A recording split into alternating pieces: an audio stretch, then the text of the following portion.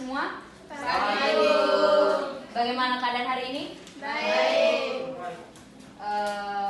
Sebelum kita melanjutkan ke pembelajaran kita hari ini, kita mengawali dengan doa. Satu orang memimpin kita dalam doa. Saya. Silakan. Marilah kita siapkan hati untuk berdoa mulai. Berdoa selesai. Terima kasih. Sebelumnya pembelajaran kita kali ini tentang kependudukan dan lingkungan hidup. Jadi sekarang ibu mau tanya kepada kalian semua, apa yang kalian tahu tentang kependudukan? Kependudukan itu apa? Saya, Bu. Kependudukan adalah cabang ilmu sosial yang secara sistematis dan komprehensif mempelajari populasi manusia sebagai suatu kesatuan, mencakup analisis terhadap jumlah, struktur, dinamika, serta distribusi geografis penduduk dalam konteks waktu dan ruang. Terima kasih, mari kita berikan tepuk tangan. Oke, yang berikut, kalau lingkungan hidup, siapa yang tahu tentang lingkungan hidup? Saya, Bu. Silakan. Lingkungan hidup adalah keseluruhan kondisi dan komponen yang saling berinteraksi di sekitar makhluk hidup, mencakup unsur-unsur hayati seperti manusia, hewan, tumbuhan, dan mikroorganisme, seperti unsur-unsur non-hayati seperti tanah, air, udara, mineral, energi, dan iklim, yang bersama-sama membentuk sistem ekosistem yang dinamis dan saling tergantung dalam ruang dan waktu tertentu. Oke, mari kita berikan tepuk tangan. Terima kasih yang sudah menjawab. Jadi sekarang kita masuk ke, sebelum memasuki ke materi, mari kita lihat tujuan pembelajaran yang pertama itu. Peserta didik dapat menganalisis pengertian, komponen, dan interaksi dalam ekosistem serta permasalahan lingkungan sekitarnya. Terus peserta didik dapat menjelaskan konsep dasar penduduk, dinamika kependudukan, kelahiran, kematian, dan migrasi serta permasalahan kependudukan di Indonesia.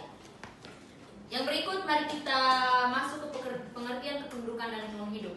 Di sini, kependudukan itu sendiri adalah cabang ilmu sosial yang secara sistematis dan komprehensif mempelajari populasi manusia sebagai suatu kesatuan, mencakup analisis terhadap jumlah, struktur, dinamika, serta distribusi geografis kependudukan dalam konteks waktu dan ruang.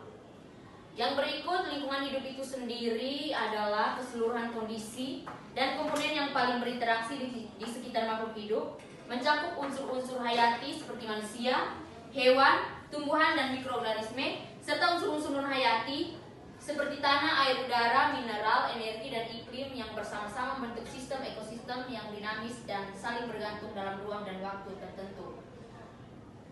Yang berikut, peran kependudukan. Di sini ada 3 peran.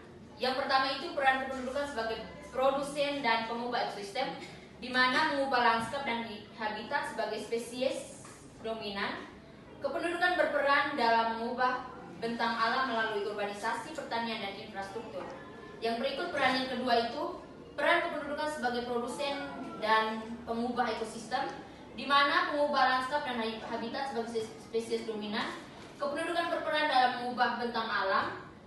Terkait dalam rantai makanan ekosistem, manusia berperan sebagai produsen polutan yang masuk ke siklus biogeokimia. Yang ketiga, kita masuk ke dampak. Oke, sekarang ibu mau tanya sebelum masuk ke materi tentang dampak, apa yang tahu dampak kependudukan terhadap lingkungan hidup? Dampak kependudukan terhadap lingkungan hidup itu apa saja? Kerusakan lingkungan. Ada yang lain?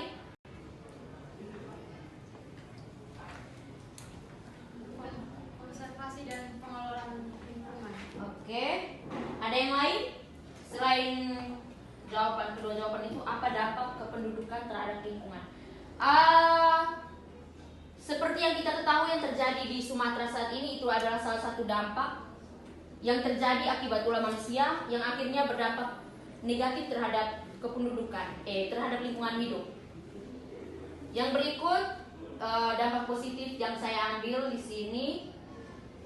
Yang pertama, inovasi teknologi dan energi terbarukan, pertumbuhan penduduk di kota seperti Jakarta dan Surabaya telah meningkatkan permintaan energi, mendorong pengembangan energi terbarukan.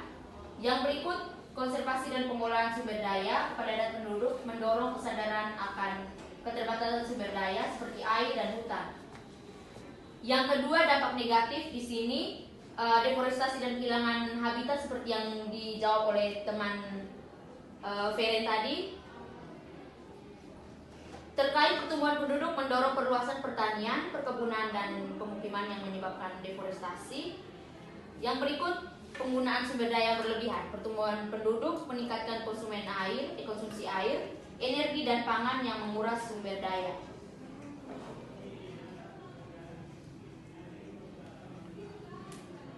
Oke, itu saja materi kita hari ini. Sebelum menutup materi hari ini, kita menutupnya dengan doa. Satu orang memimpin kita dalam Berdoa dimulai. Berdoa selesai. sekian dan terima kasih.